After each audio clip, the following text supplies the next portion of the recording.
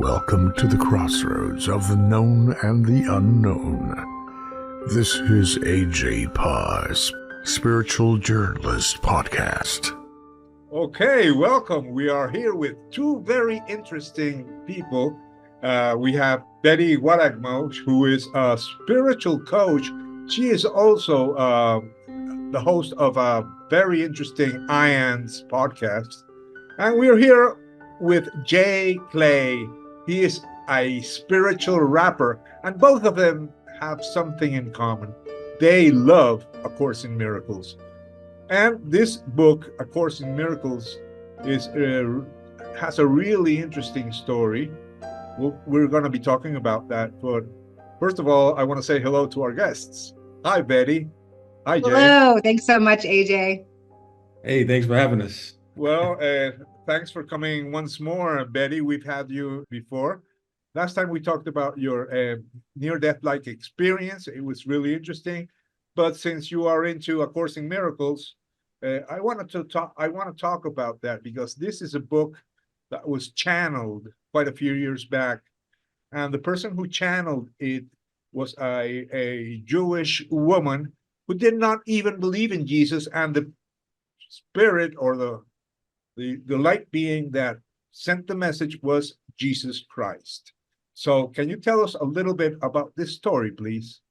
Yeah, thanks so much for having me and Jay on. We're both really good friends with each other, and we talk about the course. We go to course study groups together, and yeah, our life is really centered around this beautiful book. It's a little light reading, just kidding. It's like 1,800 pages. There's three elements to the book. There's the text itself, there's a workbook for students, and then there's also a manual for teachers. So the woman who channeled this book, her name is Helen Schucman, and she was a militant atheist. She's also a psychotherapist at Columbia University in the 1970s. And that's when she started to have revelations. She was kind of at a crossroads in her career, in her life, and she was crying out to something that she didn't believe in for guidance. And that's when she started to hear the voice that presented itself as Jesus and told her to start writing. And 7 years later, with the help of some colleagues, they were able to put together the actual book in this form. And Jay, I don't know if you want to share anything else about the origin of the book. It started by them asking the question, which was, there must be a better way. And they both agreed at that because they were always arguing with each other all the time. And by just asking the question, like that little willingness pretty much led to the course. So what I know about it is that they always fought. Like they didn't really get along. They had problems with each other. They were colleagues. But they knew that, again, it had to be a better way. And by asking that question, I think Helen started to kind of receive these messages, and she spoke with Bill about it, and he kind of helped her transcribe it, and they were both surprised at the messages that they were getting. They knew that this couldn't be by chance or coincidence. They knew that it had to be something profound just by the nature of what was coming from these messages. Yeah, and I'll just add to that by saying that if you read A Course in Miracles, you can open it up to any random page and just start reading. You can absolutely tell that this is not written from a human mind. There's no way that these words can go together, these concepts, these theories, these are not from a human person. So what else can you say about its popularity? Because this was published around, I think it was in the 80s, and it's been quite some time now, but recently it grew. It became really popular. Well, I would say that I think that maybe for us as spiritual experiencers and explorers, we find that it has kind of mainstream appeal because in our particular circles, people are looking for integration tools. They're looking for spiritual tools that can help them evolve. And this book is definitely one that can help with the evolution of thought because it has a workbook inside of it. So there's one lesson for each day of the year. And it really is a reprogramming. So I feel like people that are more inclined towards spiritual growth do find their way to this book. And Okay. Just to add to that, there's a big push right now about mental health. And this book, the underlining, I guess, premise is almost that it's all in your mind. that everything stems from your mind, your relationships, how you are with everyone. And so it goes hand in hand with mental health, but from a spiritual perspective. I also have been reading the book for many years now, and one of the things that this is in Spanish. When I started reading it over 10 years ago, I heard a comment by Eckhart Tolle. He said something that was really interesting. He said, lesson 1 contains the whole book. This is like a metaphor, I think, but I'm going to read lesson 1 because I do believe that it not only contains the whole book, but it contains the secret behind all religions and spirituality. Nothing I see in this room, on this street, from this window, in this place, means anything. Now, look slowly around you and practice applying this idea very specifically to whatever you see. This table does not mean anything. This chair does not mean anything. This hand does not mean anything. This foot does not mean anything. This pen does not mean anything. That's the only part I will read. But this is basically the essence of Zen Buddhism teachings. It's also the essence of the message brought by Jesus Christ. It's also the message of the Hindu concept of Maya, or illusion. It's not that these things don't exist, it's that the meaning is given to us by our own minds. Therefore, this reality is an illusion created by our own minds, not because we are perceiving it, but because of the meaning we give to it. So I would like to know your opinions now. Yeah, and you said it so well, right? Because there's a bunch of other cultures that already have written scripture around this idea. The main idea in A Course in Miracles that it teaches, or the way that I perceive it anyway, is that I live inside of a dream. This is an illusion that I'm inside of.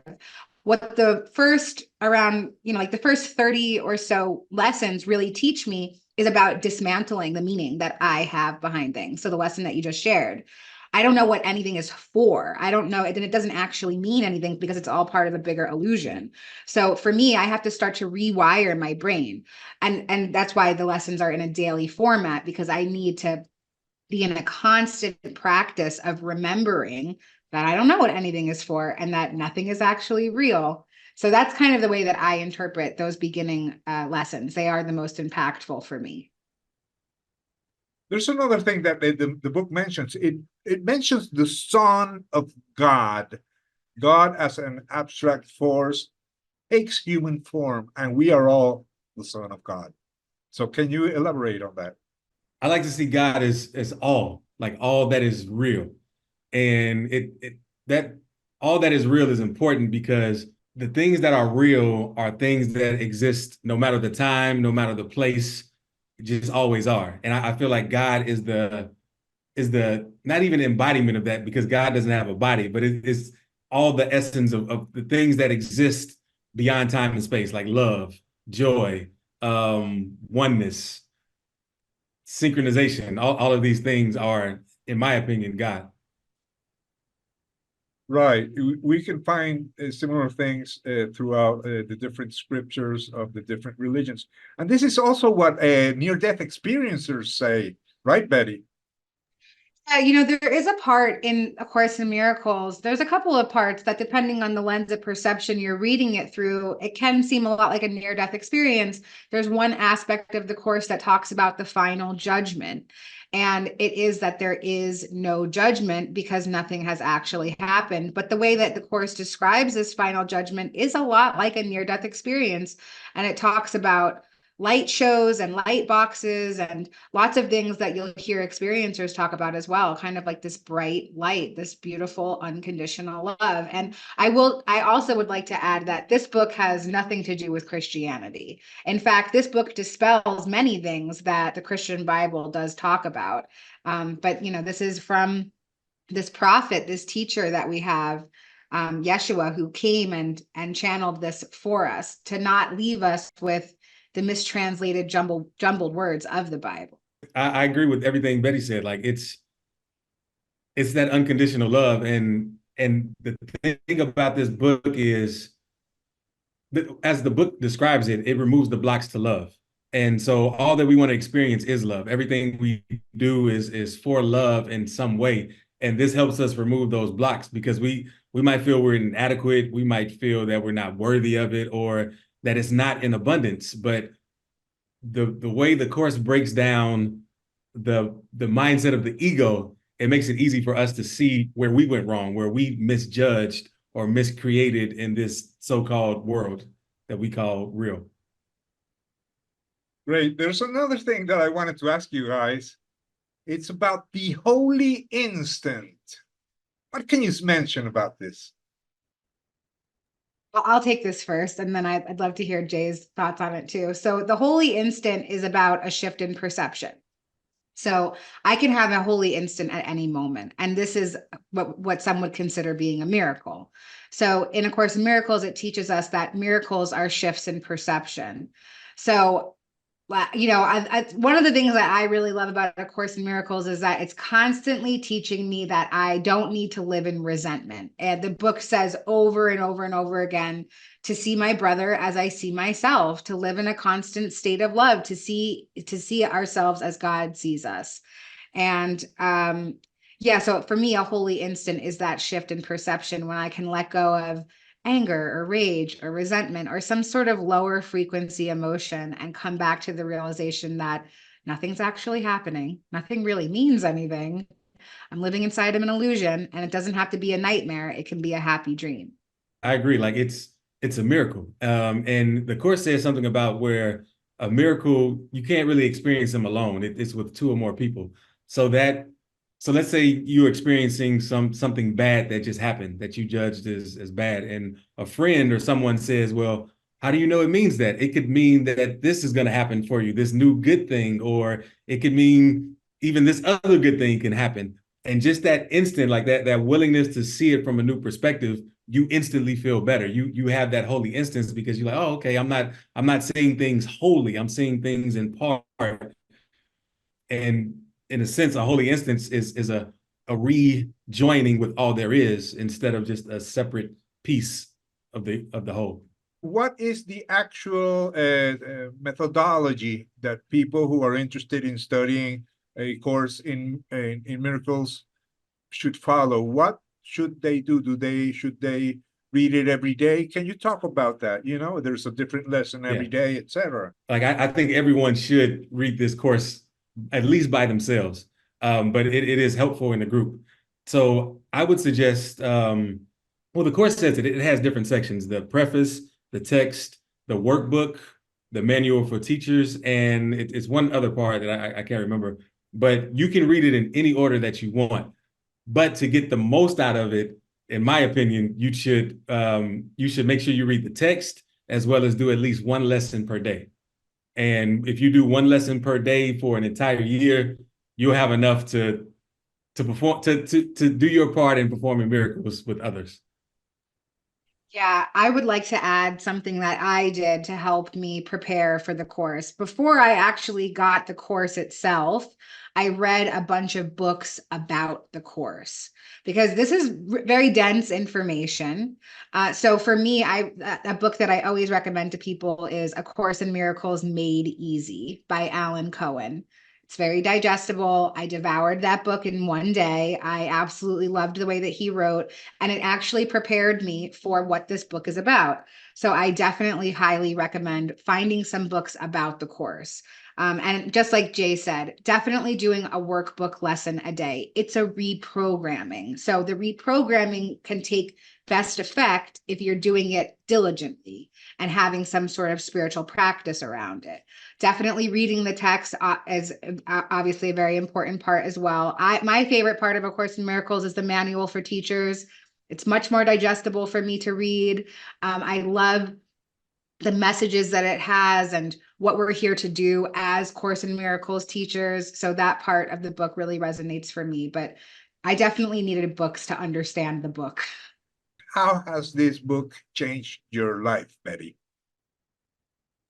Wow, this book has completely transformed my life. When I first got the course, I thought that it was a handbook for the recently deceased, like in the movie Beetlejuice, because it read like stereo instructions and it was really hard to understand. And I felt like I needed a caseworker to help me get through it. And I really thought that when I finished reading the course, that I would ascend out of my body, because the lens of perception that I was reading it through, I was thinking, okay, if I do all of the things the book says, then I know that I don't need a body and I'm not a body, so I'll leave my body. And I really thought that I was going to ascend. I got to the last sentence on the last page and I like took off my shoes. I was ready to get blasted out of my body and nothing happened. But I had a lot more information. This book has also really changed my life because it's brought me to spiritual community. And I went to so many different Course in Miracles study groups, and a lot of them felt like there was a leader, like a teacher who was preaching to people, and that didn't work for me. It didn't work for me to learn that way. And so I kept putting myself in different places, and I found a wonderful Course in Miracles community that really helped me understand this book, because we read it together, we asked questions together, we independently investigated together. And so for me, it really helped me harness a community as well, people who are also interested in this. And that's how I met Jay too. So definitely brought me to members of my soul family.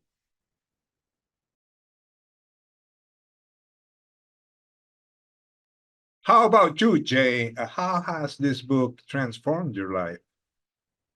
It transformed it a lot. So first, well, midway through reading the course, I had this experience where I felt very sad, because I understood the importance I was putting on my past. And I understood how like my identity was wrapped into all of my struggles and all of my pain points. And when I realized this, I was kind of sad. I felt sorry for myself in a sense, but I let that self go. And it was almost like I was mourning my ego. And after that, though, like everything was brighter, like life was of a new color.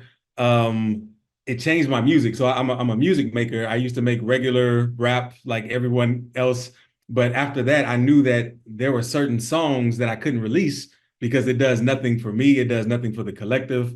And I knew that it would spread more seeds of disharmony more than harmony. And even in that, like I've learned to harmonize in all of my relationships and not look for conflict, not look for what's wrong, but look for what's right and what's real in every relationship. And it's just made life better. You said it's not really a Christian book, but I think it fits for any member of any religion. A Christian can read it, and anyone from any religion can read it and gain insight, you know? So I think it is a Christian book, but in the way that Christianity was supposed to be. So without the judgment, because I know sometimes some Christians can be judgmental, but it kind of corrects that and it lets you see the errors you make by judging any situation and how it can bring pain to you in a sense. So yeah, I agree. I think it's for every religion. Everyone should read A Course in Miracles. I think so too. But also in the course, it says that there are lots of routes to this understanding. A Course in Miracles is teaching how to dismantle fear and how to bring in more unconditional love. Not bring in, because it's all that exists. So just to remove the blocks to that awareness, that's what the course teaches. And there's lots of different ways to come to that realization. But luckily, it's all kind of been put in this beautiful book for us to just have it in one spot. But I do think that you can find this information in other cultures and other different kinds of scripture.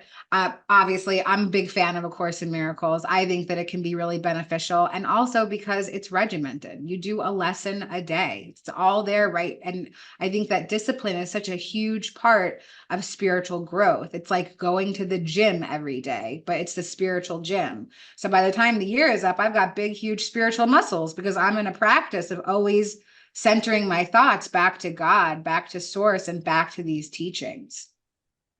What about death? What did it give you a new understanding of death?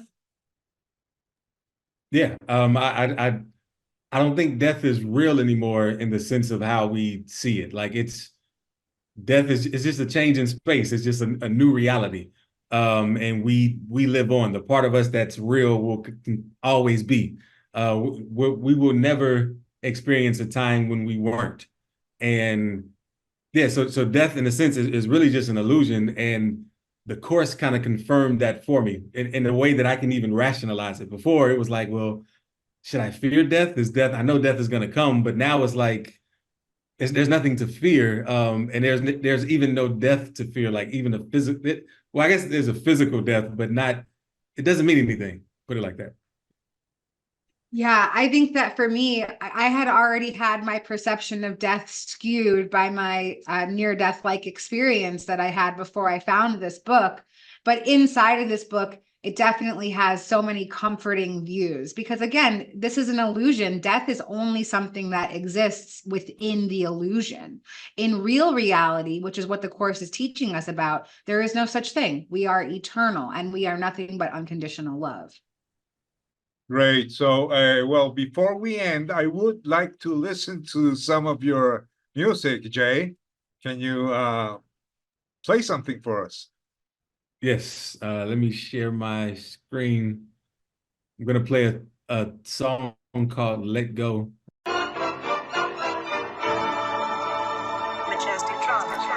Why you holding on? You don't need that. They just feeding BS super strong. You don't eat that. They telling you that you is on your own. You believe that? You get everything you ever want. You can see that, but you feeling stripped cause your grip tight. Now that grip is a fist. All you wanna do is fight. So your work don't work and your worth won't rise. You think you just bout your money, but you want what it can't buy. You can never sit alone cause them voices so alive. But you always on your own cause you push them all aside. At least that's what you see when you look through closed eyes. Having a bad past contest like you about to win a prize. Like, I had it worse. Nah, I had it worse. Nah, man, I had it worse. Let go. You only scared cause they told you you should be. You only there cause they told you they would be. Why don't you care what I told you you could be? Why you prepare for everywhere but where the good be? Your life is like what you know you not gonna like, but you must like it cause you recite it every night like it's on mics. It's like you change to what you foster. It's like your brain is your imposter. It's like you glory in your story like your pain's a badge of honor. Let go. Why do you stay here? Let's go. Why do you play here? Let's grow. Why do you not do you instead dwell in the hell that you lived through? That's old. Remember, only the weak have enemies and the strong have inner peace. Only the weak have enemies and the strong have inner peace. Let go. Let go. Let go. Let go. Let go. Let go. Let go. Let go. Let go. Hey, hey, what you holding on to? Guilt, pain, shame, man, that's what you don't do. Nah, hey, what you holding on for? Is pain what you wanna be known for? Man, let go. Let go. Let go. Let go. Let go. Let go. Let go. Let go. Let go. Let go. Let go. Hey, thinking that you woke, but you still tired. Wanting God to take the wheel, but you still drive. But your half full glasses, are you still blind? Yeah, you look good, but do you feel fine? Hey, yeah, you look good, but do you feel mine? It's yours, nothing is forced. Making these judgments about life, who's your source? Feeling almighty, now you're like, ooh, Lord, I need a victory. But let me ask you, who are you without your history? Man, everything is, nothing was. Created by, with, and for love. One more time. Everything is, nothing was. Created by, with, and for love. Let go. Wow, great. Yeah. I'm really pleased that you guys came. I hope we can repeat this every once in a while. You know, would be interesting. Yeah. And if you have any final message for those people who are interested in learning more about the Course in Miracles, perhaps people who had never heard about it and this is the first time they're hearing about it, what can you tell them? I would say remain open-minded. Open-mindedness is one of my most prized favorite spiritual principles that I live my life by. This is definitely a different concept to think of. Number one, you have to be open to the idea that we can channel entities in order to understand what this book is trying to teach us. And that maybe everything that you've been taught your whole life isn't quite right. So if you're at a place in your life where you're feeling like maybe there's something more, or there must be a better way, the same way that the person who channeled the book had that thought, then this is a book for you. And if you're looking for support, please feel free to reach out to me. My information will be in the liner notes of this episode so that I'd love to connect you to some spiritual community. I know so many great Course in Miracles communities.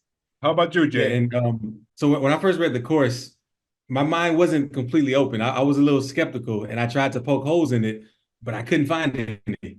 And I would say that to some people as well. Like if you really want to learn, like try to see if you can find any fault with this. In a sense, you won't be able to. That's the beauty of it. Like it's truth.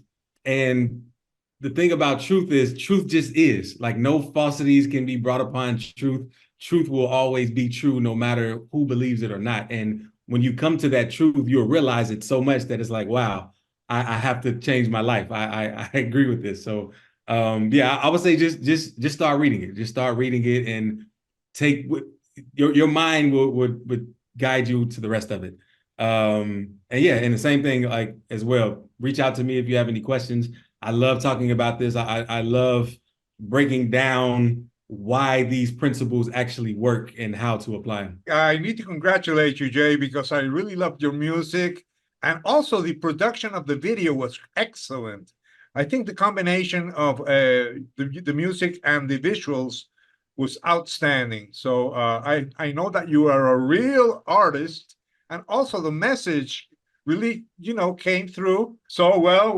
I'm really glad you guys came. I hope we can repeat this. And thanks. All I can say is thank you, and you made my day. Thanks so much, AJ. Thanks for this space.